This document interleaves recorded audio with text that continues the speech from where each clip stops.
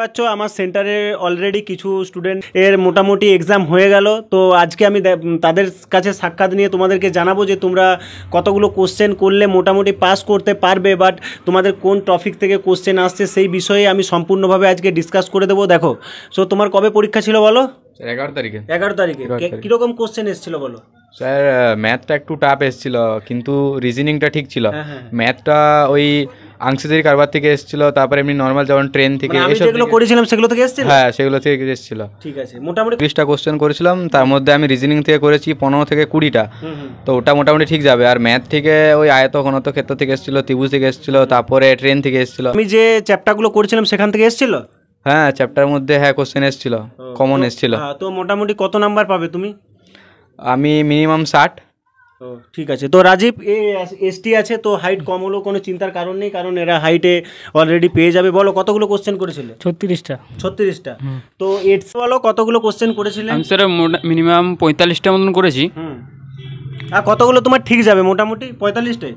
45টার মধ্যে 1-2টো হয়তো আন্দাজের মতন দিয়েছি, হয় 2টো মনে হয় একটা দিয়ে এসেছি। ও আচ্ছা, তো মোটামুটি আমি যেগুলো করেছিলাম সেখান থেকে এসেছিল। হ্যাঁ স্যার, এসেছিল, অনেক কমন পেয়েছিলাম।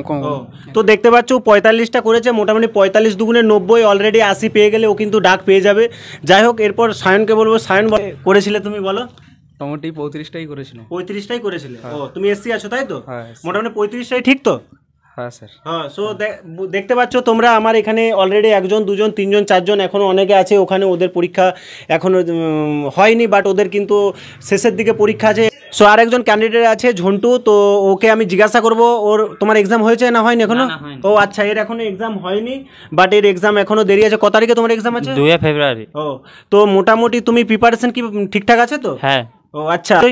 ইডাব্লিউএস আছে এই ভাইটা, অর্থাৎ ইডাব্লিউএস মানে তোমরা বুঝতে পারছো, এই যে এসটি আছে, এই যে এসটির থেকেও কিন্তু মূল্যবান এখন এসটি এসসি, এদের থেকেও কিন্তু ইডাব্লিউএস এর এখন ভ্যালুটা সব থেকে বেশি।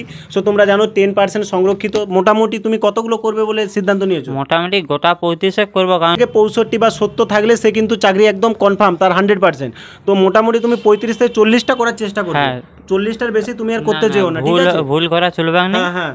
তো তোমরা দেখতে পাচ্ছ আমার এই ঝন্টু ভাই মোটামুটি ভালো স্টুডেন্ট, বাট এখন অনেকে এখানে স্টুডেন্ট আছে আমাদের, তাদের এক্সাম দেরি আছে শেষের দিকে।